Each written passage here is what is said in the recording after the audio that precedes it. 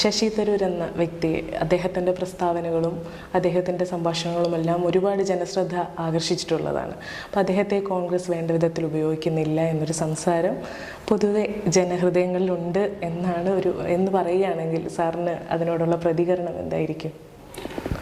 അതിൽ ശശി തരൂരിൻ്റെ ഒരു ശേഷി, അദ്ദേഹത്തിൻ്റെ ഒരു എക്സ്പോഷർ, അല്ലെങ്കിൽ അദ്ദേഹത്തിൻ്റെ ഒരു കഴിവ്, അല്ലെങ്കിൽ അദ്ദേഹത്തിൻ്റെ ഒരു അറിവ്, അല്ലെങ്കിൽ അദ്ദേഹത്തിൻ്റെ വിജ്ഞാനം, ഇതെല്ലാം ഒരു നിൽക്കുന്നൊരു ഡൊമൈനുണ്ട്.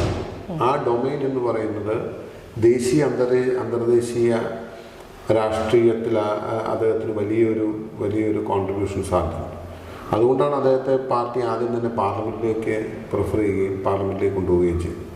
പാർലമെൻറ്റിൽ കൊണ്ടുപോയി ആദ്യത്തെ വട്ടം തന്നെ അദ്ദേഹത്തെ വിദേശകാര്യ സഹമന്ത്രിയായി. കാരണം അദ്ദേഹത്തെ യൂസ് ചെയ്യാൻ പറ്റുന്ന അദ്ദേഹത്തിൻ്റെ സേവനങ്ങളെ പാർട്ടി എന്ന നിലയിൽ രാജ്യത്തിന് ഏറ്റവും കൂടുതൽ പ്രയോജനപ്പെടുത്താൻ പറ്റുന്ന ഒരു പദവിയാണ് വിദേശകാര്യ മന്ത്രി എന്ന് പറയുന്നത്. അപ്പം അതിലാണ് അദ്ദേഹം സ്റ്റാർട്ട് ചെയ്തത്. ബട്ട് അൺഫോർച്ചുനേറ്റ്ലി പിന്നീട് നമുക്ക് അധികാരം നഷ്ടപ്പെട്ടു. പാർട്ടി ഇപ്പോൾ പ്രതിപക്ഷത്താണ്. അപ്പം എന്നിരുന്നാൽ പോലും ഇന്നത്തെ നിലയിൽ എക്സ്റ്റേണൽ അഫയേഴ്സിൻ്റെ ഒരു കമ്മിറ്റി ഉണ്ട്. പ്രതിപക്ഷത്തിന് ചുരുക്കം ചില പാർലമെൻ്ററി കമ്മിറ്റീസേ കിട്ടത്തുള്ളൂ. അപ്പം അതിനകത്ത് പ്രഗത്ഭരായിട്ടുള്ള പല നേതാക്കന്മാരും ജയിച്ചു വന്നിട്ടുണ്ട്. സാധാരണഗതിയിൽ സീനിയോറിറ്റി വെച്ച് ഓരോ കമ്മിറ്റികൾ ഓരോരുത്തർക്ക് അസൈൻ ചെയ്യാറാണ് പതിവ്. പക്ഷേ ശശി തരൂരിനെ ഉപയോഗപ്പെടുത്തണമെന്നതുകൊണ്ട് കമ്മിറ്റി ചെയർമാനായി അദ്ദേഹത്തെയാണ് പാർട്ടി വെച്ചത്.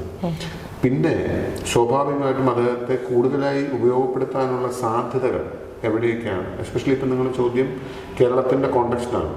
കേരളത്തിൻ്റെ കോണ്ടെക്സ്റ്റിലും ശശി തരൂരിനെ കോൺഗ്രസ് ഉപയോഗപ്പെടുത്താൻ കഴിയും. കാരണം സ്വാഭാവികമായിട്ടും അദ്ദേഹം കേരളത്തിൽ നിന്നുള്ളൊരു MP ആണ്.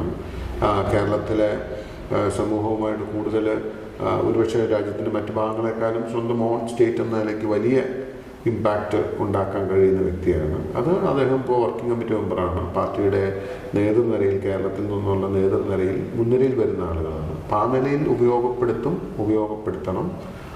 അതാണ് നല്ലതെന്നുള്ള അഭിപ്രായം.